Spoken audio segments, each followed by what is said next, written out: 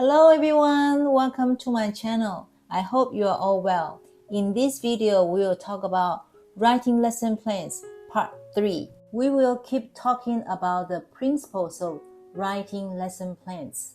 Let's start from the presentation guidelines for sentence patterns. A. Students should be familiar with the lexical items.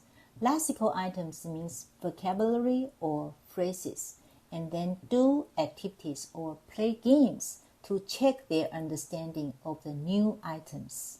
Make sure they know the lexical items which will be used in the sentence patterns. After doing this, you can start teaching the new sentence patterns. B. We usually teach the statement first and then the question when we teach sentence patterns.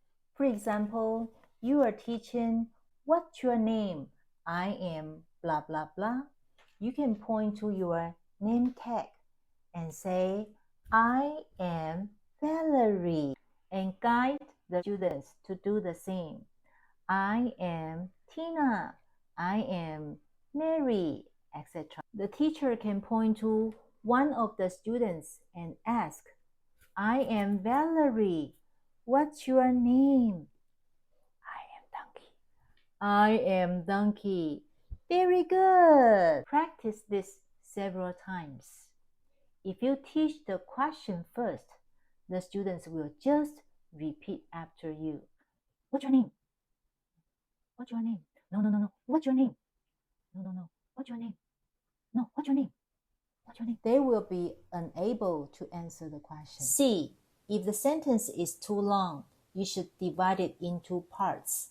Teach each part separately and then combine the parts to practice the whole sentence. For example, if you plan to teach one of the family members is doing a home activity in a room of the house, such as Grandpa is cooking in the kitchen, you have to review family members such as father, mother, grandfather, grandmother, activities such as cooking, eating, reading, watching TV, and rooms such as living room, dining room, kitchen, bathroom, etc.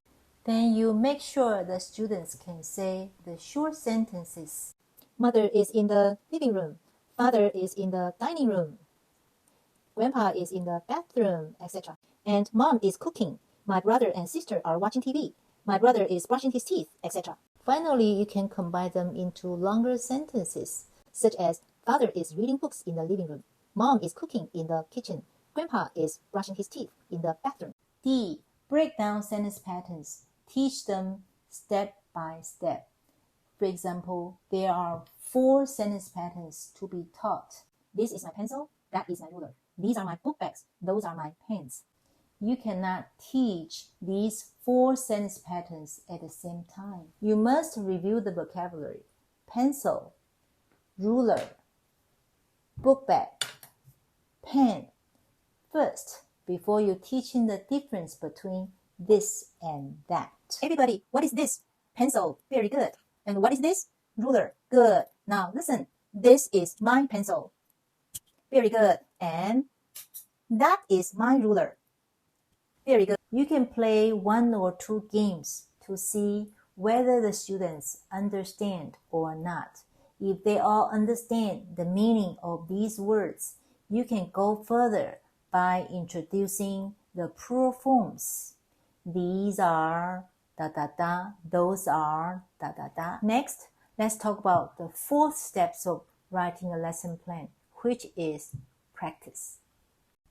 Practice in the classroom can be defined as the process of deepening students' understanding of the contents and structures learned.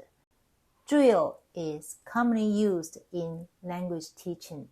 The teacher will often say, "Repeat after me, pencil, pencil, pencil." Students may feel bored when doing drills and may not learn the language effectively. It is important, therefore, to use different methods to practice the language. Here comes the different methods. Number 1, controlled practice. For example, you show a clock and ask the students, what time is it? And have the students answer, it's 12 o'clock, it's 8 o'clock, etc. The aim of doing controlled practice is to allow students to become familiar with the sentence patterns and enable them to answer correctly. These methods alone, however, can become boring. To prevent boredom, we can use the following methods, which will add variety to the class. Number 2, games. As children like playing games, the use of games in class can be an extremely effective teaching method. You must bear in mind, however, that the aim of playing games is not to allow the student to fool around. When designing games, it is important to keep in mind the original goal of the lesson, so that the game serves the purpose of reinforcing the original lesson plan. If you are teaching the sentence pattern, someone is wearing blah blah blah, such as Jenny is wearing a dress. Jenny is wearing a blouse and shorts. Jenny is wearing a shirt and a skirt, etc. After saying the sentence pattern for a few times, to avoid boredom, you can change the practice into a game form. The first game is a listening game. Divide the students into 2 numbered teams. These 2 are number 1, these 2 are number 2, these 2 are number 3 and number 4. Then you place 1 or 2 dressing dolls on the board and some cutouts of clothes items on the board or on the floor. You give a statement. For example, Anne is wearing jeans. Number 3. The number 3 students have to quickly run to the board and pick up the cutout of jeans and put it on Anne. After several runs, you change the practice into a speaking game. You point to one of the figures, for example, Tom, and ask the class with a puzzled look, what is Tom wearing? Number 1. Then the number 1 students have to stand up and say, Tom is wearing a t-shirt and shorts. Give a point to the student who speaks fast and correctly. Practice several times until the students are fluent with the Q&A. Teachers must note down game rules, the ways of scoring, teaching aids, and the time expected to be spent on the game. Number 3, songs and chants. Songs and chants can be an effective way to practice. For example, you give each student a picture of clothes items. Then you sing the song.